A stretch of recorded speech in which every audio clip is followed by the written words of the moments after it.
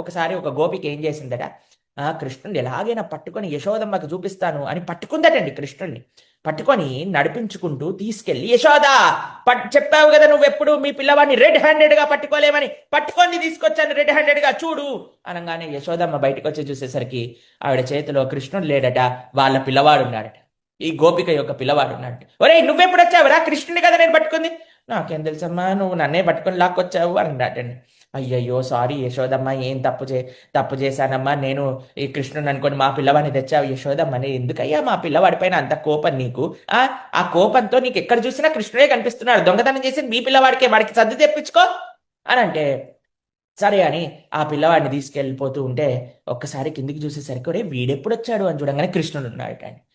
గోపిక చెప్పాడట, అమ్మా ఇంకోసారి నన్ను కానీ మా అమ్మ దగ్గరికి తీసుకెళ్ళావనుకో, ఈసారి నీ పిల్లవాడిగా కనిపించా, నెక్స్ట్ టైం నీ మొగుడుగా కనిపిస్తాను, అప్పుడు బృందావన్ అంతా మీ గురించి మాట్లాడుకుంటుంది అని వార్నింగ్ ఇచ్చాడట. అబ్బా అబ్బా అబ్బా, ఏంటండి అసలు.